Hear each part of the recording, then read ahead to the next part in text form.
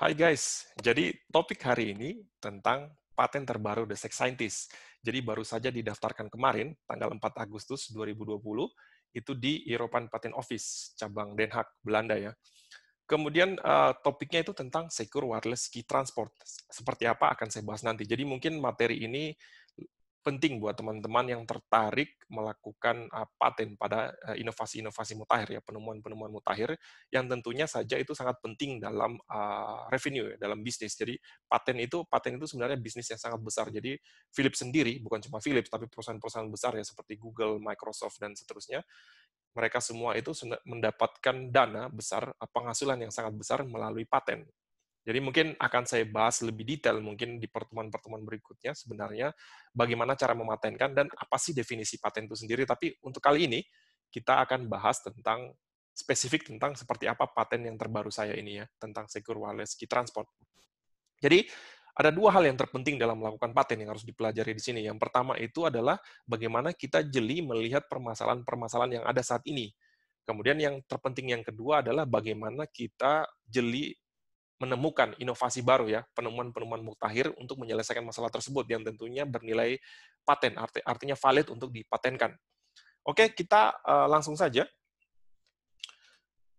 tentang, jadi karena memang bisnis kami, Philips Signify, itu bisnis kami itu memang di bidang IoT, makanya kami lebih banyak mematenkan produk-produk IoT. Dan terutama bagian saya itu adalah bagian security. Nah, mungkin Anda pernah ingat ya, di beberapa pertemuan sebelumnya, di sesi sebelumnya itu, saya demokan bagaimana kita melakukan hacking pada IoT Wi-Fi. Nah, di sini biasanya kalau kita ingin melakukan setup koneksi, ya biasanya kan device itu kita butuh melakukan mensupply password, mengetik password pada untuk bisa connect ke access point ya, Wi-Fi access point yang biasanya terenkripsi menggunakan framework namanya WPA2 ya, yang terbaru.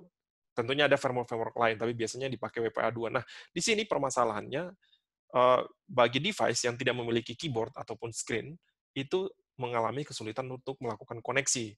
Terutama dia bingung kira-kira Wi-Fi access point mana yang harus terkoneksi dan passwordnya apa. Nah, biasanya standar IoT itu password dan SSID itu disuplai ke device melalui user smartphone atau user app ya. Kurang lebihnya seperti ini. Jadi si user app ini memberitahukan ke device melalui access point yang terkoneksi, itu SSID mana yang harus dikoneksi dan passwordnya apa, kurang lebihnya seperti itu. Nah, di sini ada permasalahan. Nah, inilah permasalahannya. Permasalahannya seperti yang saya sudah demokan sebelumnya di IoT Wi-Fi, hacking ya. Di situ hacker bisa melakukan sniffing, kemudian sniffing mencuri password dan melakukan cracking password. Kurang lebihnya seperti itu. Meskipun di sini yang ditransport itu terencoded ya, tidak dalam clear text, tapi ada metode tertentu yang bisa digunakan hacker untuk melakukan cracking pada password. Untuk lebih detailnya, Anda bisa lihat videonya di Meretas yang lebih detailnya itu di Meretas IoT Wi-Fi bagian kedua. Kurang lebih yang ini ya, mencuri password. Anda bisa lihat apa permasalahannya di sana. Oke, sebelumnya saya akan demokan sedikit seperti apa sih prosesnya. Jadi, saya di sini melakukan sniffing. Contohnya di sini saya lakukan sniffing, kemudian saya capture passwordnya, capture-nya dalam pickup file ya, kemudian saya coba melakukan cracking. Kurang lebihnya seperti ini ya. Jadi di sini saya sudah connect, saya sudah punya apa namanya pickup file yang saya record ya ketika user melakukan supply password dan SSID. Di sini kita melihat sebenarnya di sini pickup file ini adalah standar pickup file biasa yang bisa kita lihat melalui Wireshark. Di sini tidak akan bisa kita temukan passwordnya dan SSID yang disupply, tapi karena memang terencoded, tapi bisa kita encrypt, kita bisa cracking ya. Di sini saya coba melakukan cracking. Contohnya misalkan saya cracking pickup file namanya demo ya, ketika saya melakukan sniffing. Di sini terlihat kita bisa merecovery password dari Wi-Fi access point tadi, yaitu Philips Hue-Dev ya di sini. Anda bisa lihat. Kurang lebihnya seperti itu. Jadi tidak sulit untuk well-trained hacker ya, hacker yang sudah punya pemahaman tentang bagaimana protokolnya bekerja.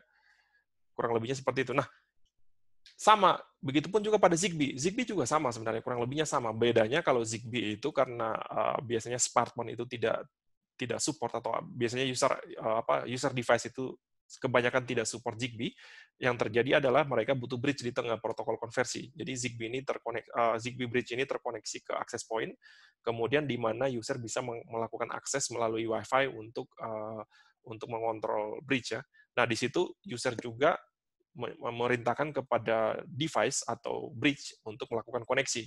Kemudian si bridge itu akan mengirimkan kunci enkripsi untuk join ke network ya. Kurang lebihnya seperti itu. Nah, di sini juga ada masalah seperti sama mirip seperti tadi. Di sini hacker bisa melakukan yang namanya pencurian password karena memang lampu ini membutuhkan supply password ya untuk melakukan join ke network. Nah, di sini hacker bisa melakukan recovery password. Jadi dia bisa melakukan sniffing di sini. Sama, jadi mirip seperti Wi-Fi, Zigbee pun seperti itu. Kalau kita lihat seperti lebih detail, kurang lebih protokolnya seperti ini. Ketika Zigbee device itu ingin melakukan join, dia mengirimkan associate request, kemudian si Zigbee koordinator atau bridge itu memberikan respons, kemudian setelah memberikan respon, dia mengirimkan kunci yang akan digunakan untuk join ke network. Ya, mungkin ini ada hubungannya juga dengan beberapa video sebelumnya tentang hacking Zigbee. Nah, di situ bisa kita lihat bahwa sebenarnya kunci yang dikirimkan itu sudah terenkripsi, cuman permasalahannya adalah beberapa kunci itu sudah leak di internet ya. Jadi kita bisa melakukan dekripsi untuk merecovery kunci apa yang dipakai Zigbee network saat itu ya. Dari situ kita bisa lihat, kita bisa cracking. Nah, dari sini juga akhirnya setelah berhasil join, kemudian si Zigbee device itu melakukan device announcement ke teman-temannya bahwa dia sudah menjadi bagian dari Zigbee koordinator ini ya. Kurang lebihnya seperti itu. Nah, saya di sini sudah punya juga pickup file ketika saya melakukan sniffing pada Zigbee network. Anda bisa lihat ketika device itu melakukan associate request, data request, kemudian si bridge atau koordinator mengirimkan respons. Setelah melakukan respons positif, kemudian dia melakukan transport key. Nah, disinilah kuncinya terkirim. Ya, sebenarnya ini terenkripsi karena memang saya sudah punya kuncinya, saya sudah tahu master device key-nya, Zigbee master device key-nya. Makanya saya bisa enkripsi apa isi kunci yang digunakan network saat ini ya, saat itu ya, ketika saya melakukan sniffing. Kurang lebihnya ini kuncinya. Jadi kalau saya tahu kuncinya, saya bisa melakukan command injection, saya bisa melakukan ganti warna pada lampu atau mematikan dan menyalakan layaknya seperti normal user. Nah, di sini permasalahannya. Nah, disinilah yang saya patenkan ya. Jadi bagaimana kita mencegah hacker untuk mencuri password. Ada teknik-teknik tertentu. Jadi seperti yang saya sebutkan sebelumnya, ada dua kesimpulannya bahwa untuk melakukan paten, yang pertama Anda harus jeli melihat masalah. Di sini saya sudah lihat masalahnya bahwa akan sangat mudah bagi hacker untuk mencuri password ketika pertama kali device itu melakukan join. Jadi dalam proses commissioning ya, ketika device itu mendapatkan kunci enkripsi untuk melakukan join ke network ya, atau password ya, biasanya seperti itu. Jadi ketika access point melakukan supply password, kemudian yang terpenting adalah solusi, inovasi terbaru. Jadi di sini yang saya patenkan adalah inovasi bagaimana mencegah hacker mencuri password. Bagaimana detailnya? Tunggu 18 bulan setelah proses pendaftaran itu akan dipublish oleh European Patent Office. Jadi sabar ya. Mungkin di pertemuan berikutnya juga akan saya bahas bagaimana proses patennya, juga bagaimana apa sih definisi paten itu biar mungkin bisa lebih paham langkah-langkahnya melakukan paten. Jadi sekian. Nanti juga ke depannya dari sini juga saya akan melakukan challenge ya. Jadi karena memang ada fee-nya patennya, jadi saya sekarang punya budget tambahan untuk melakukan project ini ya, project freelance. Mungkin ada teman-teman yang tertarik ikut project-nya, mungkin nanti ada fee-nya. Kurang lebihnya seperti itu. Oke, sekian. Sampai ketemu lagi di pertemuan berikutnya.